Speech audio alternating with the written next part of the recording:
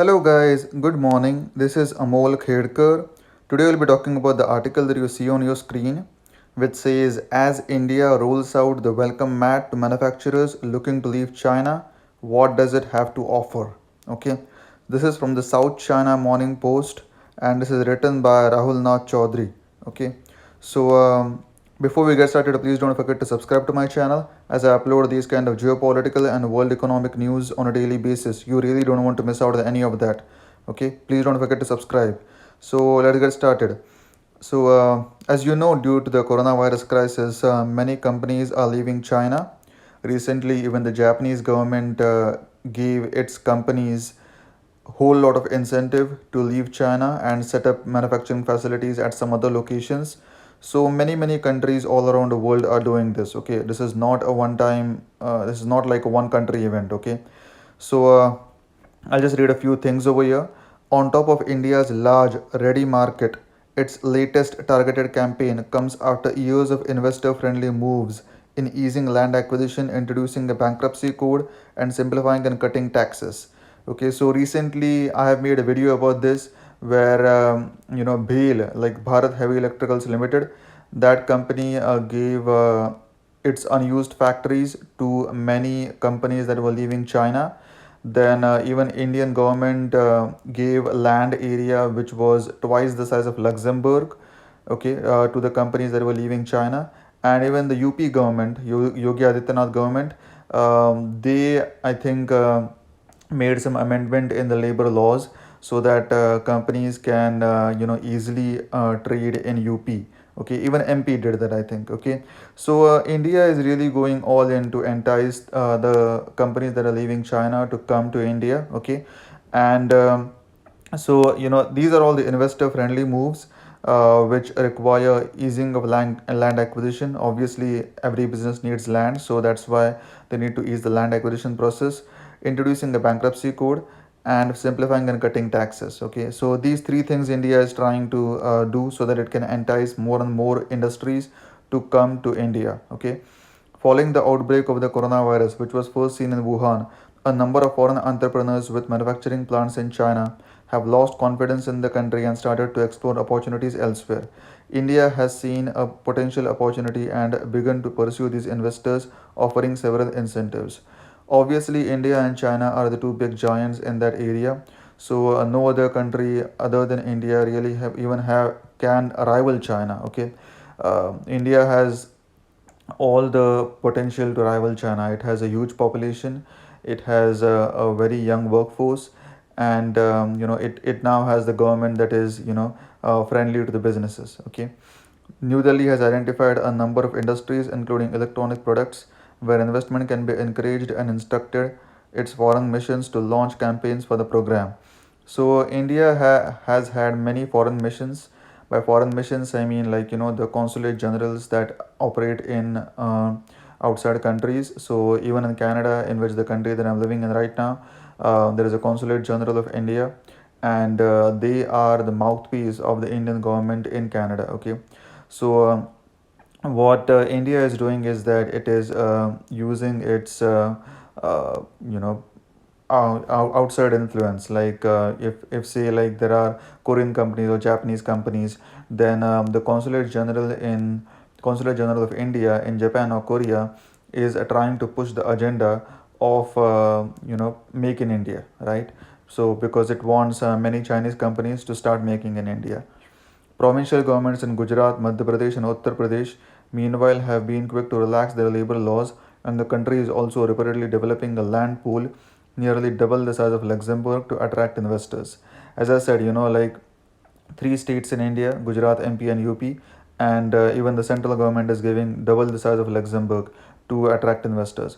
Politicians believe China's negative image due to its mishandling of the initial stages of the pandemic, weak intellectual property laws, and diplomatic scuffles with many powerful nations, including the US, may bring in a significant amount of investment. Okay, so I'll just go through a few things that were mentioned here. Okay, China's negative image due to its mishandling of the initial stages of the pandemic. Okay, this is a very important thing because China has hidden many facts all over the world. Okay, and recently, like just a few hours back, I heard the news that Australia, along with many other countries, is trying to find the origin of the coronavirus. Okay, so that's why China's image has become very, very tarnished in this entire madness of the pandemic.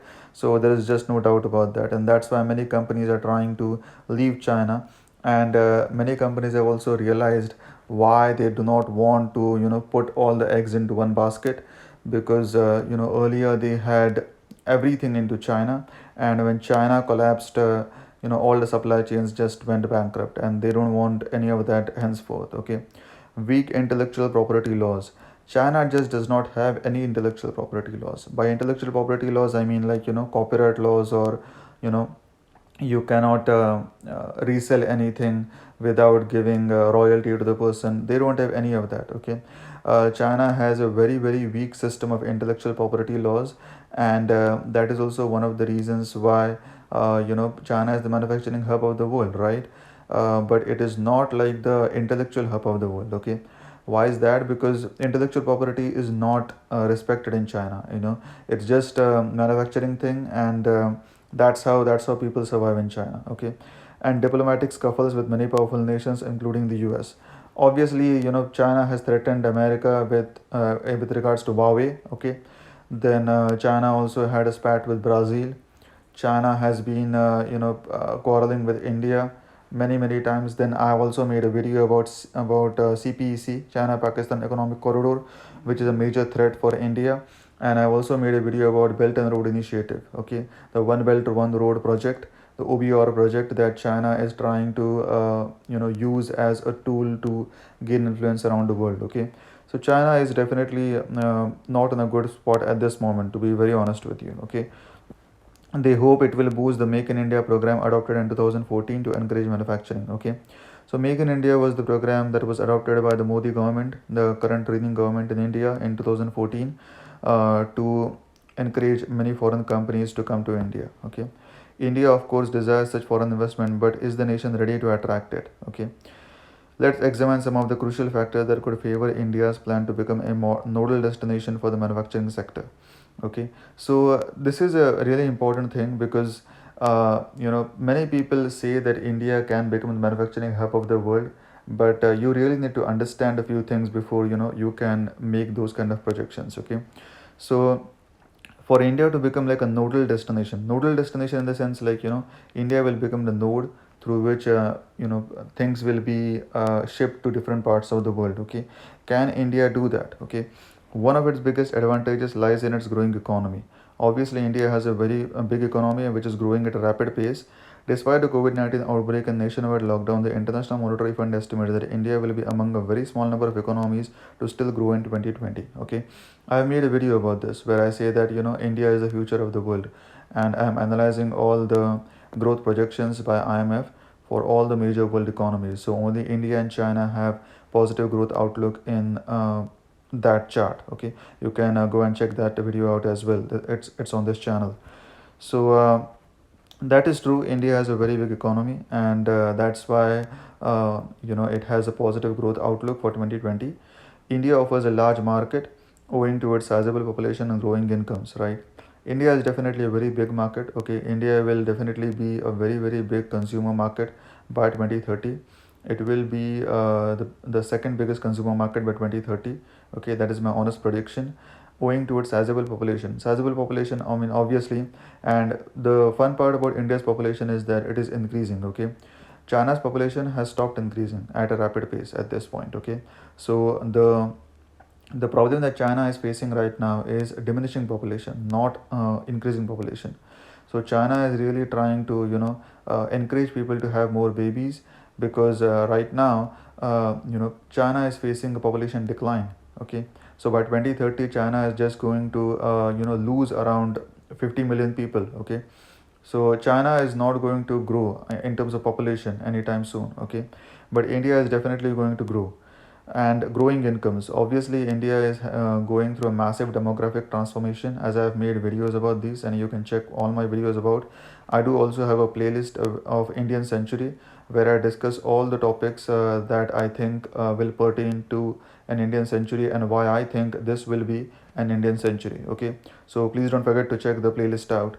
its enormous consumer base is a ready market.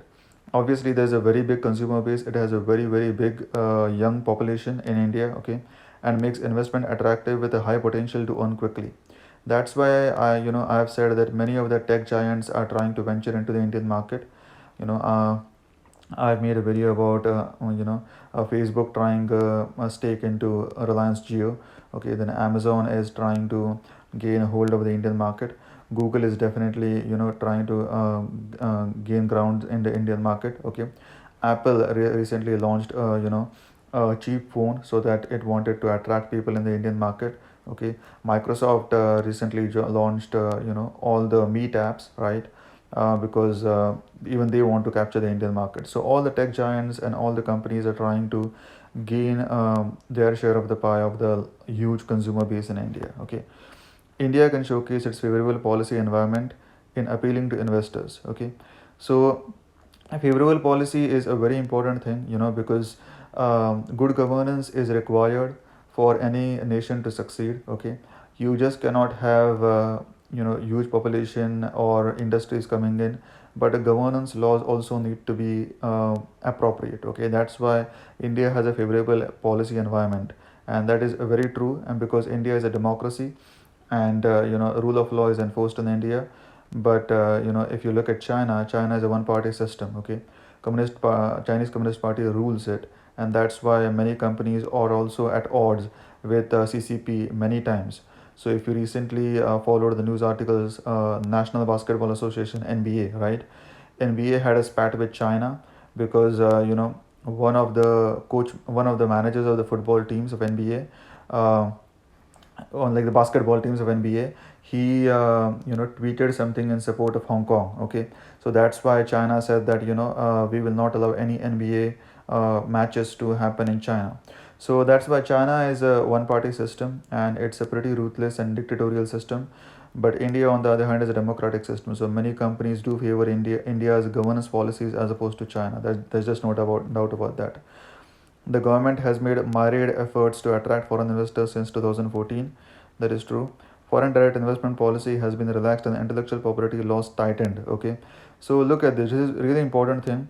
FDI policy has been relaxed. Okay, so many people can invest into India from outside. So FDI is relaxed, but intellectual property laws are tightened. This is very important. Okay, try to understand this. Intellectual property laws are tightened. Why are intellectual property laws so important for a company? Okay, try to understand this.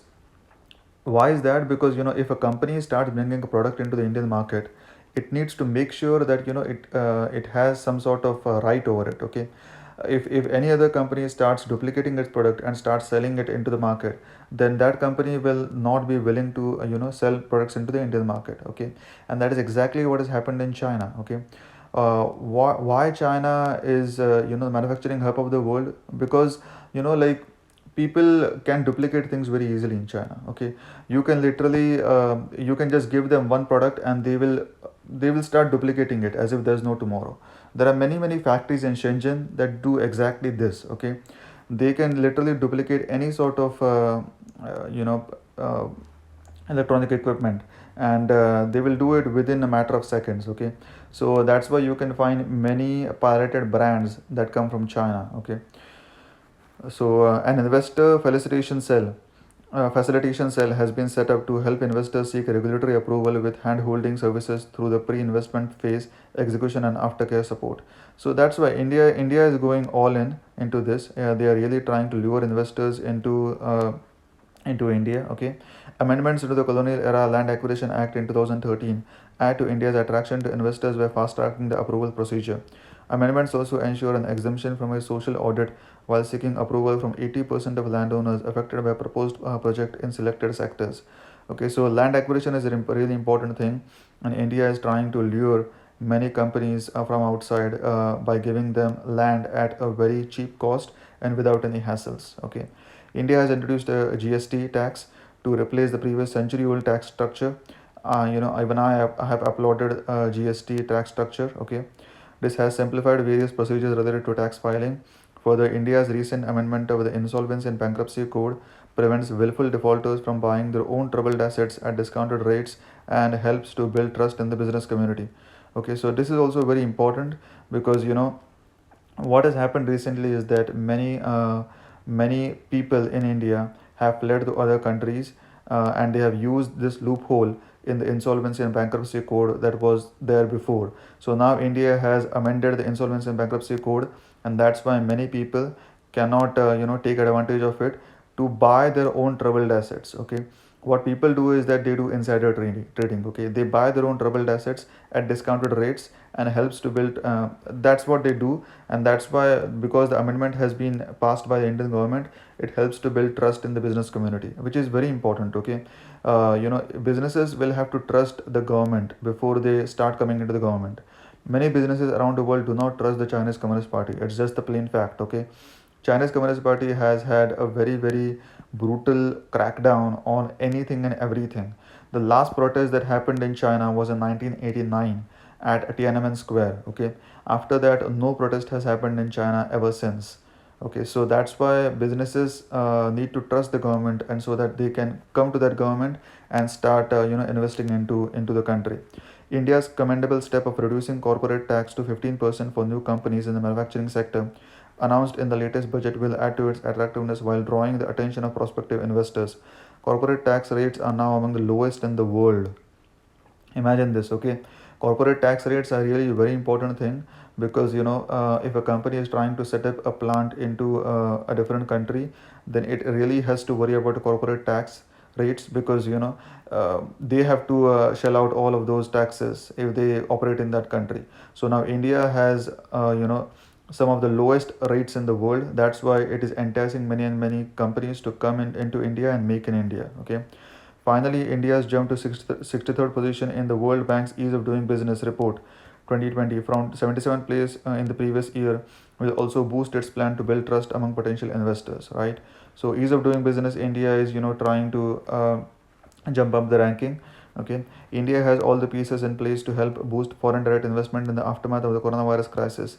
It will be interesting to see whether New Delhi can seize the opportunities to influence those investors planning to shift their manufacturing facilities out of China, right? So in my honest opinion, I think India should really take advantage of this situation and try to lure as many companies as possible out of China, because this is a once in a lifetime opportunity. Okay, this is not something that India will have the chance to do something like this every now and then. Okay, so now one more thing to understand is that China's manufacturing process is very streamlined. Okay, they are very efficient, they are very strict in what they do. Now I have lived in India for 22 years of my life.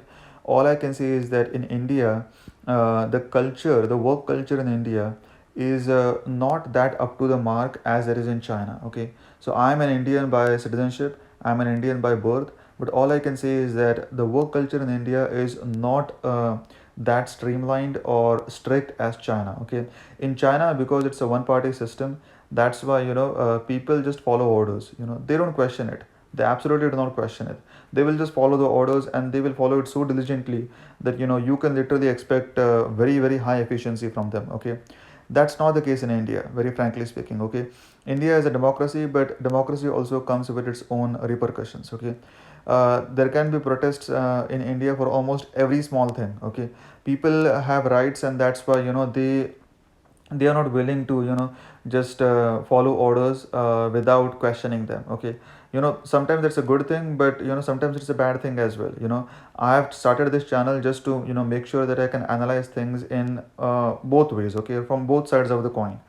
I don't want to present to you all the rosy picture, and just tell you that and just give you false hope. Okay, so I really want to give you both sides of the coin here. And so what I think is that for India to really take advantage of the situation, it really needs to make some reform into its work culture, and make sure that professionalism is maintained in workplace in India. Okay, because India has a huge population, and but the demographic advantage has to be leveraged properly. Only then it can be of use to India. Okay, if the demographic advantage is not used to its full potential, then that demography is of no use. Then like if people don't have jobs to go to every single day, then that kind of demography cannot be leveraged in the proper fashion. Okay, So this was my analysis of this article. I will stop talking here.